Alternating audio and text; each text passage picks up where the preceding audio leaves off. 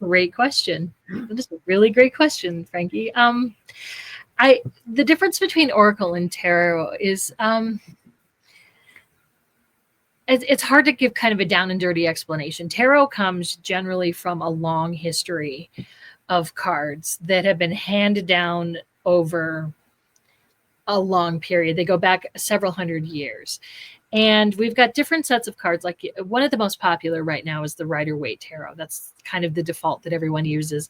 This is the deck that I used here that, you know, people are used to seeing these cards. But there are other decks. There's the Norman deck is a kind of a deck. Trying to think of some of the others. There's a lot of different types and styles of sort of the major decks.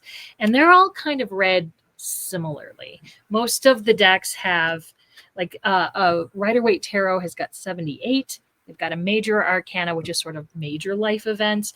And the minor arcana is more like day-to-day things that you need to work on.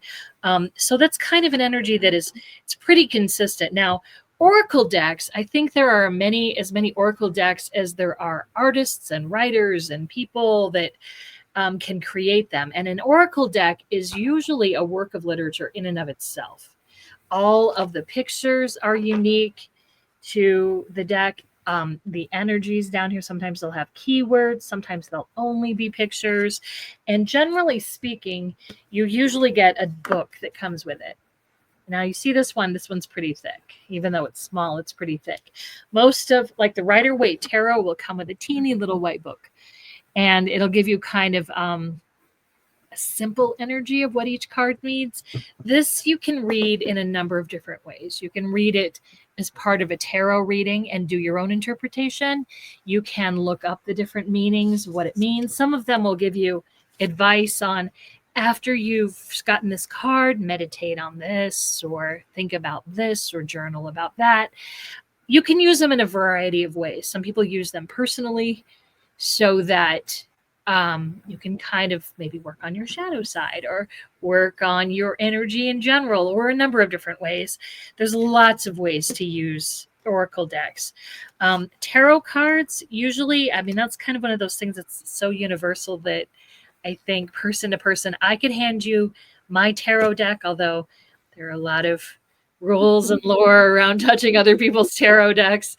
I can hand you my tarot deck and you could get a reading that would probably be something in the realm of what I would get. There's a lot of intuition that goes into it as well. So each reader has their own unique style. However, Oracle and Tarot, similar outcome as far as feeling into energies and kind of getting ideas of maybe what the future might hold. But the system that for using them is quite different. And I think there are some readers that will only read tarot, some that will only read Oracle, some that mix them up and read them together. There's a variety of different ways to use them. And there used to be a lot of what I would call gatekeepers, Frankie. You know what I'm talking about, where people would say, you have to say that the Two of Wands means this, right? Whereas now people are like, you know, I see the Two of Wands and he's making a decision and trying to decide where to go. But these little roses, these little flowers down here, it's what I'm being drawn to, the red and the white, and that means something to me. I remember my grandma's funeral. She had red and white flowers everywhere. And so I'm thinking of my grandma and this, and then I get little bits of intuitive information based on a little something I might see in a card. So always, in my opinion, trust your intuition over the book reading, because that's better. And you're giving me goosebumps as you just said that part. But I totally agree with you. Like, there is, you know, classes. Certainly I've taken classes and gotten certified to be a Doreen Virtue angel card reader. It's a tarot deck. And I was trained with Mary Greer and Rachel Pollack.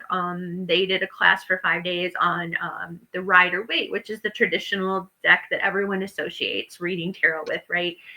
Most of the books that people will write will be pictured with the traditional Rider-Waite tarot.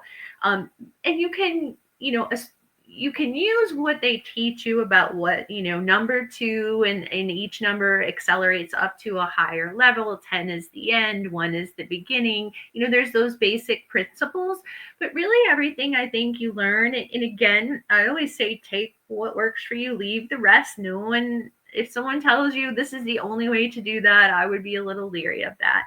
We all have gifts, right? And we all interpret things different. We all get clairs or how spirit talks to us differently. The cards are just simply tools to use. And as you get better at them, and I know as a medium, Val, because you're trained in that as well, you may not use cards at all and you get messages. And there's time where I get messages and I'm not really looking at the cards, even though they're there as a tool. So I always encourage everyone like to trust your intuition. Just because the card has a technical meaning, or if you're just starting off and you read the book, and believe me, we've all been there. I was always like, I've got to read the book and that's what it means, right? I encourage you to just take the cards and get to know them. Look at the pictures on the cards, get to know your deck. Notice things in the cards that stand out. And I think one of the things I thought was really interesting in a class I took was using the same card to go around to 5 different people and ask a different question. And the card takes on a whole different color, meaning, things, messages you hear. So trust your intuition. That's really the gift to reading the cards. And like Val said, I think the tarot has a very traditional meaning. There is a certain number of them. There is the major and minor. So there are things that they mean, but every deck is different. So if you're like Val and I, who I'm sure we have more than 2 decks sitting somewhere, each deck is different and the artist is different. So you're going to see something totally different in the 3 of Wands and the Rider Waite deck than you will see maybe in a Scarpini deck that I have, or the Lenormand deck. So even though they kind of have a traditional meaning, we're going to interpret that different based on the pictures and based on the intuition. So don't doubt yourself. Trust your intuition. If you're getting a really solid message on a card and you know it typically means this, it's really hard sometimes for us to let like that, oh, it's supposed to mean this, so I can't say anything else, right? Trust your intuition, trust that gut reaction or wherever you get your information from. And that just comes with practice. So for me, I started with the tarot. I was always drawn to oracle decks. I have a ton of them. I love them. I love that they're so different. And so not that long ago, I thought, well, I usually do some oracle at the beginning of my readings just to give, I call them messages from spirit. And then I do the tarot to give like the full story. And I like to read them as a story when I lay my cards out. And one day I said, I wonder if I could do the full reading with just the oracle deck. Right. And so I laid them out and did I like a 6-card spread. Everybody will find the spread that works for you. So just because the book says you have to do this spread, there's so many spreads, right, Valerie? People are constantly posting interesting new spreads to try. See what resonates with you, what you like, what works with you, and then use the cards to do that. And so I did a whole reading just with the oracle deck. So to me, once you get in tune with your intuition, the messages are going to come no matter what you're using. They used to use playing cards, right? Years ago, was that? Yeah. You can use runes. So they're all just tools to read messages. I've also mixed them together with a tarot deck, which I almost did tonight since I can't use my one arm, and just pulled cards. So you could do a whole reading with a mix of cards. I've seen people do it. So every time I go to somebody personally for a reading, they're doing it in a different way. So there isn't one right way to read cards, right? Well, that I think agree of. with that. No. I agree completely. Frankie, you were talking about using your intuition. I was teaching an intuitive tarot class, and my idea behind it was leave what you know at the door. If you've read the book, that's great, but don't bring that with you and don't feel like you have to look at notes for meetings, because I really wanted people to get in touch with their meaning. Well, we used to kind of have a rule that you had to at least have worked with your tarot deck and had at least some familiarity with it. Well, one day a lady walked in and she was an artist, and she talked the shop owner into letting her join the class. And she had never even touched a tarot deck. And of course, the shop owner came to me and she was like, I don't know. Do you think this is a good idea? And I went, let's see what happens. And so she came in and she told me she was an artist. I said, great. So you already work in symbols. You already understand how to look at a piece of art. She's like, well, yeah, I do. So I would lay out 3 cards And I started with one card and I just said, look at the card and tell me what's happening. Just tell me what's going on, and then you tell me what you think the card means. And she looked at it very closely and she said things like, well, this guy's wearing a red tunic. So I think maybe this guy's maybe a little bit of anger or passion. And here's yellow. Nice. That's bright and sunny and positive and joyous. This one is all different kinds of colors. It's speckled over here. So maybe there's a little bit of confusion going on. And she went on and on like this. And she says, well, like this card, for example, it looks like they're fighting, but they also look like they might be building something or just having a good time. Time And I playing. said, wow. And then we laid out a series of cards, and she just did the same thing. She described the card, looked at it carefully, and made her own meaning out of it. And you know something, Frankie, that blew my mind? Her meanings matched what we would consider the generic textbook meaning for each card. And she had zero training. So Yeah. that just told me, trust what you're seeing, trust your instincts. You probably are more right than you think you are, no matter what. No, and I would agree. And I remember in the 5-day class with Rachel and Mary Greer in Omega, a lot of what they taught and a lot of how they said they do their readings is they actually lay the cards out and they ask the person getting the reading, what do you see? What does this mean? Just like you did to her. And they actually encouraged us to have the client interpret the reading, not necessarily us. So, I thought that was kind of an interesting way to do it. I never thought of asking the client like you did there, like, what do you see? What does the card mean to you?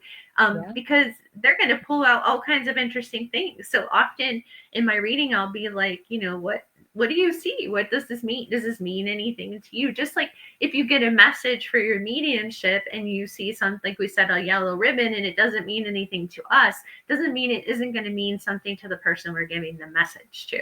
Right. Right. So I think you're gonna get that person go, you know that song, Tie a Yellow Ribbon Round the Old Oak Tree? That was my nanny's favorite song. She listened to it again and again. And you're gonna connect with that, and they're gonna trigger a memory, and it's gonna mean something to that person. You're exactly right, Frankie. Yeah. That's amazing.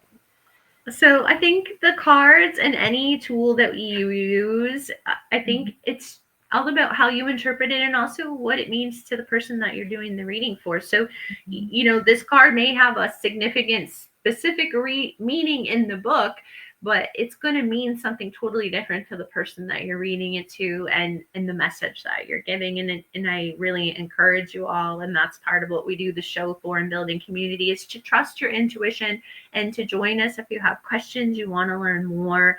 We're here to, answer those questions and tell you what we've experienced so that you don't feel like maybe you're alone and that, you've experienced something similar, but you doubted yourself. So trust your intuition. Your intuition is often never wrong, right? In so many parts of life too, right? Val, isn't that true? If we only listened a little more. Sometimes it's when we look back and we realize we didn't listen that's where the real stumbling blocks tend to add up right there. You were talking about that and trusting intuition, and I was talking to a young lady online who said she was just about to start her first psychic fair. And she'd never read really for people before ever, other than friends and family. And she was a little nervous. She was lacking some confidence. And I told her, first of all, nobody knows how long you've been reading unless you tell them. So that's kind of the first thing. They're just going to assume you know what you're doing. And if you've read for friends and family, you do know what you're doing.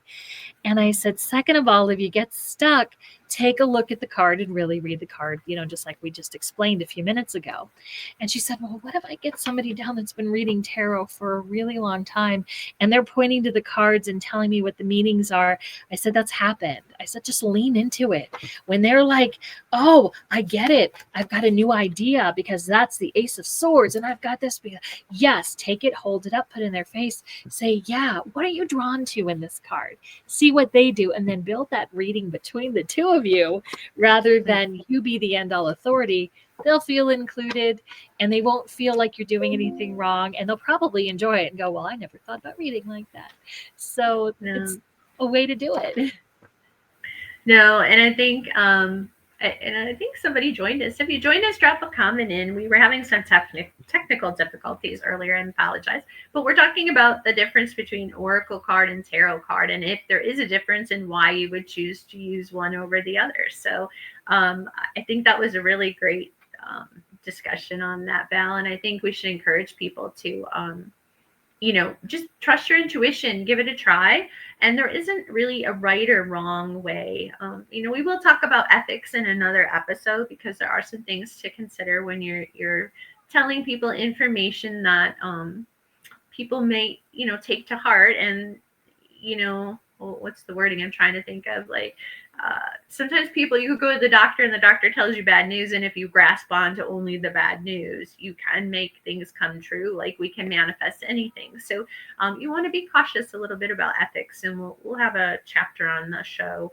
Our show next week is next Wednesday at 4:30 Arizona time, 7:30 Eastern Standard Time.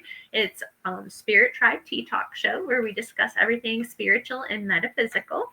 And we're going to have on an acupuncturist, Serena, next Wednesday. And we're also going to talk with Danelle about what is an empath and being empathic, and how does that affect you and the ones around you. We'll also do some cards of the day. We'll have some fun conversations, and a giveaway at the end of the show. So we'll be giving away something. So make sure that you stay tuned. And again, that'll be on our YouTube channel and should be on Facebook too.